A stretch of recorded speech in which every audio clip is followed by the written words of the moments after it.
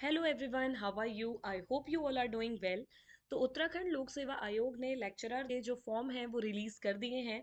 इस बार जो वैकेंसीज है वो और ज़्यादा बढ़ के आई हैं, तो ये फॉर्म हमारे और ज़्यादा इम्पोर्टेंट बन जाता है। तो आज हम बात करने वाले हैं कुछ इंपॉर्टेंट डेट्स, अपडेट्स और किस तरीके से हमें अपने सिलेबस को सही समय पे ख़त्म करना चाहिए, क्या क्या इंपॉर्टेंट टिप्स और ट्रिक्स का ध्यान रखना चाहिए, उन सारी चीज़ों के बारे में। चलिए तो स्टार्ट करते हैं फिजिक्स विद भावना के साथ। तो सबसे पहले कुछ इंपॉर्टेंट डेट्स के बारे में जान लेते हैं। तो जो हमारी ऑनलाइन आवेदन की जो तिथि थी, जो स्टार्ट होने की तिथि थी, वो थी 31 दिसंबर 2025। इस दिन से हमारे फॉर्म भरने स्टार्ट हो चुके थे। लास्ट डेट जो आप देख सकते हैं यहाँ पे, अंतिम तिथि जो है वो 20 जनवरी है। ठीक है, आपको रात 12 बजे से पहले पहले ये फॉर्म भरना है। इसी तरीके से परीक्षा शुल्क की अगर हम बात करें, फीस की अगर हम बात करें, तो वो भी सेम डेट 20 जनवरी को ही आपको 12 बजे से पहले पहले ही फिल करनी है। ठीक है, अगर हम बात करते हैं करेक्शन, तो आपको ऐसा कोई भी चांस नहीं छोड़ना है कि आपको संशोधन करना भी पड़े। बट अगर बाई चांस करना पड़ता है तो उसकी जो आपकी डेट है वो 28 जनवरी 2026 से लेके 6 फरवरी तक आपको ये डेट मिल रही है जिसमें आप करेक्शन कर सकते हो। तो इसके बाद अगर हम बात करें आपके पोस्ट की, तो आपको जैसे कि मैंने पहले ही बताया कि पोस्ट जो है वो थोड़ी सी बढ़ के आई हैं। जो 83 पोस्ट यहाँ पे आपको देखने को मिल रही हैं, ये बेसिकली गर्ल्स के लिए, फीमेल के लिए आपकी स्पेशली रिजर्व्ड है। ठीक है, बट अगर हम बात करें 725 पोस्ट की, तो ये पोस्ट हैं जिसमें आपकी फीमेल एंड मेल दोनों ही आपके फाइट करेंगे साथ में। ठीक है, अगर हम बात करते हैं आपके इन वैकेंसीज की सब्जेक्ट वाइज, तो आप देख सकते हैं हिंदी में आप देख सकते हो, इंग्लिश में आप देख सकते हो, करस्पॉन्डिंग सब्जेक्ट्स में आप अपने देख सकते हो। अगर हम फिजिक्स की बात करें तो फिजिक्स की आपको यहाँ पे 73 पोस्ट देखने को मिल रहे हैं। ठीक है, इसी तरीके से सिर्फ महिला शाखा पे अगर हम आ जाएं, सिर्फ फीमेल कैटेगरी पे आ जाएं, तो इसमें हमारे करस्पॉन्डिंग सब्जेक्ट्स की आपको यहाँ पे वैकेंसीज देखने को मिल सकती है। बट अगर हम यहाँ पे बात करें फिजिक्स की, तो फिजिक्स की यहाँ पे अपने पास 7 वैकेंसीज हैं। एड ऑन करते हैं सभी को तो हमें लास्ट में जो टोटल वैकेंसीज देखने को मिल रही है वो 83 है। अगर हम बात करें कि क्या क्या आपकी मिनिमम क्वालिफिकेशन होनी चाहिए, तो प्रवक्ता के लिए बेसिकली फॉर समाज शास्त्र अगर आप बात करें, भूगोल बात करें, अर्थशास्त्र बात करें, या अगर हम फिजिक्स की ही बात करें, तो इस केस में आपकी जो मिनिमम क्वालिफिकेशन होनी चाहिए दैट शुड बी, तो जिसे आप पोस्ट ग्रेजुएट डिग्री बोल रहे हो, वो एटलीस्ट आपके पास होनी ही चाहिए। प्लस दैट इज कंपल्सरी कि आपने बीएड भी किया हुआ हो। ठीक है, ये मिनिमम क्वालिफिकेशन के अंदर आपकी आ रही है। अगर आप बाकी सब्जेक्ट्स के हिसाब से देखें, तो अगेन आपको यही सेम चीज देखने को मिलती है। ठीक है, आयु की जो गणना की अभी मैं बात कर रही थी कि आप किस तरीके से अपनी आयु का 21 ईयर्स टू 42 ईयर्स के विद इन अगर आप देखना चाहें, तो ये आपको 1 जुलाई 2025 के विद इन आपका कैलकुलेट की जा रही है। ठीक है, इसी तरीके से अगर हम बात करते हैं आपकी फीस की, तो फीस आप देख ही सकते हो, इतनी कोई बड़ी फीस है नहीं। ठीक है, मिनिमम शुल्क अगर अनारक्षित है, मतलब जनरल कैटेगरी है बेसिकली, तो 166 रुपये आपकी फीस पड़ रही है यहाँ पे। बाकी आप करस्पॉन्डिंग फीस यहाँ पे से देख सकते हैं। ठीक है, आगे बात कर लेते हैं थोड़ा सा इम्पोर्टेंट आपके वेबसाइट की। इस वेबसाइट पे अगर आपको कोई डाउट होता है, और बेसिकली अगर कोई नया नोटिफिकेशन आता है, तो आपको कंटिन्यूसली इसी वेबसाइट पे आपको मॉनिटर करना है। आपको समय समय पे सारे के सारे नोटिफिकेशन इसी पर्टिकुलर वेबसाइट पे मिल जाएंगे। अब ये तो थी हमारे फॉर्म से रिलेटेड बातें। अब कुछ हम बातें कर लेते हैं अपने पेपर से रिलेटेड। तो पेपर से रिलेटेड अगर बात करें, तो हमारे पास 2 पेपर हैं। पहले भी 2 पेपर थे, अभी भी 2 पेपर है, बट द पेपर का जो आपका पैटर्न है वो चेंज हो चुका है। अब आपका जो पेपर है वो आपका सब्जेक्ट ओरिएंटेड पेपर है। तो first paper and second paper, 2 papers are there, 2 papers आपके होंगे। ठीक है, तो एक पेपर है आपका जो कि 150 क्वेश्चंस उसमें है, एंड मार्क्स भी आपके 150 ही है। तो पहले पेपर की ड्यूरेशन भी 3 आवर्स भी है। और आपका सेकंड पेपर की अगर हम बात करें, तो सेकंड पेपर में भी 150 क्वेश्चंस हैं, 150 मार्क्स हैं, एंड 3 आवर्स का आपका पेपर है। अगर हम बात करें क्या यहाँ पे आपका नेगेटिव मार्किंग होने वाली है, यस, आपकी नेगेटिव मार्किंग यहाँ भी होने वाली है, और वो जो नेगेटिव मार्किंग होगी वो आपकी 1/4 नेगेटिव मार्किंग होगी। ठीक है, तो ये तो था आपका एक ओवरऑल ओवरव्यू कि किस तरीके का आपका नोटिफिकेशन आया हुआ है, क्या क्या हमारी इंपॉर्टेंट बातें हैं। ये पूरे नोटिफिकेशन को मैंने आपका काफ़ी कंसाइज किया हुआ है। अब मैं बात करूंगी सिलेबस के बारे में, और सिलेबस के बारे में हम जो बात करने वाले हैं वो स्पेशली फिजिक्स के बारे में बात करने वाले हैं, फिजिक्स विद भावना के साथ। तो सबसे पहला जो हमारा पेपर है इस बार फिजिक्स का, अगर हम बात करें या फिर और सब्जेक्ट्स का बात करें, तो आपका जो यूनिट वाइज आपकी चीज़ों को 2 पेपर्स में कैटेगराइज कर दिया गया है। अगर मैं फिजिक्स के पहले पेपर की बात करूं तो 3 घंटे का पेपर है, 150 क्वेश्चंस आने वाले हैं। कौन कौन से यूनिट्स इसमें इंक्लूडेड है इसकी बात कर लेते हैं। तो पहली यूनिट जो आपकी है वो काइनेमेटिक्स। तो काइनेमेटिक्स की अगर मैं बात करूं तो काइनेमेटिक्स का मोस्ट ऑफ द सेक्शन हम जो है वो 11th ग्रेड में आपका पढ़ लेते हैं। तो हम यहाँ पे अगर हम इसको कैटेगरी वाइज लिखें तो ऑलमोस्ट ये 11th ग्रेड तक हमने पढ़ा हुआ है। का नेक्स्ट चैप्टर जो आपका इंक्लूड हो रहा है या यूनिट आपकी इंक्लूड हो रही है that is laws of motion. तो लॉज ऑफ मोशन का मोस्ट ऑफ द पार्ट भी हम 11th ग्रेड में ही कंप्लीट कर लेते हैं।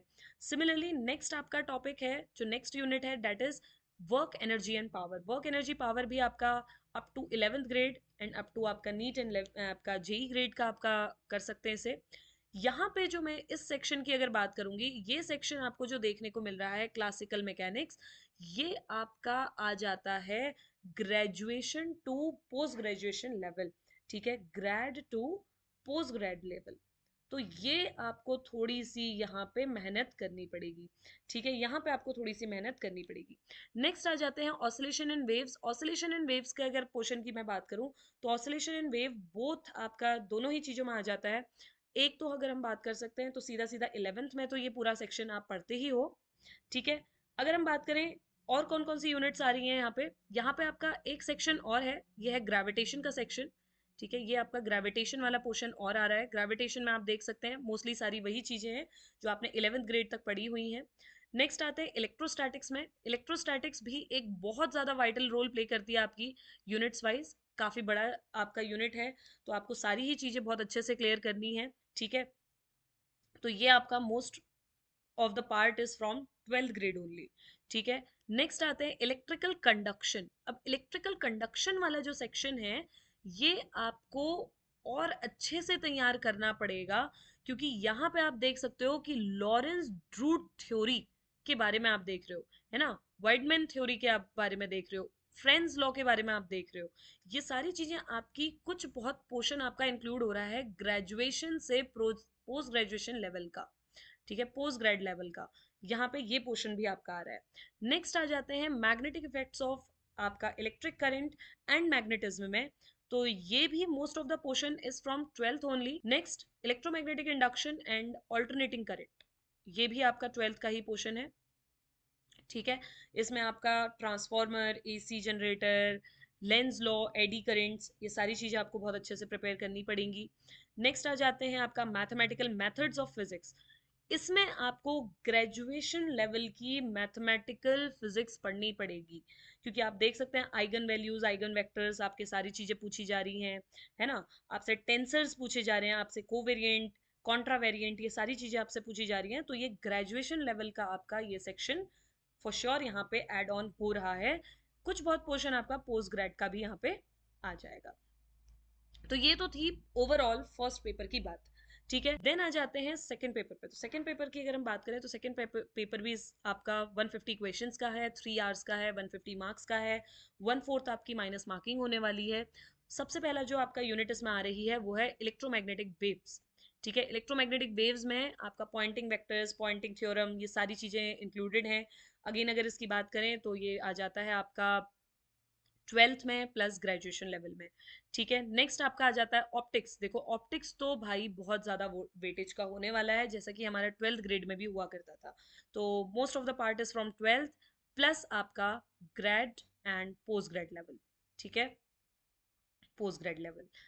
नेक्स्ट आते हैं थर्मोडायनेमिक्स में। थर्मोडायनेमिक्स छोटी यूनिट है, ज्यादा आपको परेशानी नहीं होगी, बट हाँ रेफ्रिजरेटर्स आपका थोड़ा सा ये वाला सेक्शन है जो कि हम कम ध्यान रखते हैं, जिसका आपका 11th वाले सेक्शन में, 11th ग्रेड में हम रेफ्रिजरेटर्स के बारे में ज्यादा नहीं पढ़ते हैं, बट हमको थोड़ा सा यहाँ पे ग्रेड लेवल का आपका थर्मोडायनेमिक्स का ये वाला सेक्शन पढ़ना पड़ेगा। And third law of thermodynamics. Third law of thermodynamics आपका थोड़ा सा एडिशनली आपको ग्रेड लेवल का थोड़ा सा पढ़ना पड़ेगा, ठीक है। नेक्स्ट आते हैं behaviour of perfect gas and kinetic theory. Most of the part is from 11th grade only, ठीक है। यहाँ पे अगर मैं लिख दूं तो ये आपका ग्रेड लेवल का आ जाता है, ठीक है। Then dual nature of matter and radiation, मतलब मॉडर्न फिजिक्स का पार्ट है। तो इसमें आपका अगर आप ध्यान से देखें तो काफी चीजें इंक्लूड हो रही हैं। डिराक नोटेशन हो गया आपका, श्रोडिंजर इक्वेशन हो गई, है ना।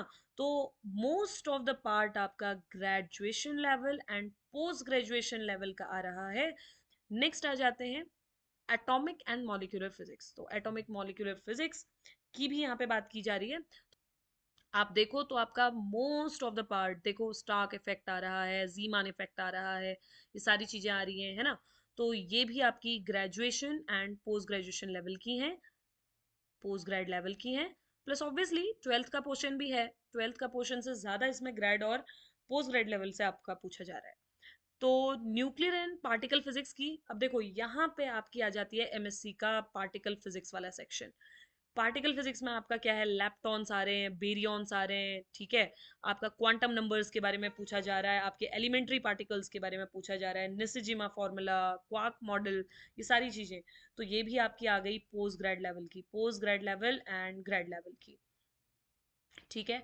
हाँ ऑब्वियसली स्टार्टिंग का कुछ बहुत सेक्शन बेसिक न्यूक्लियर प्रॉपर्टीज जो है वो तो ट्वेल्थ में आप पढ़ते ही हैं।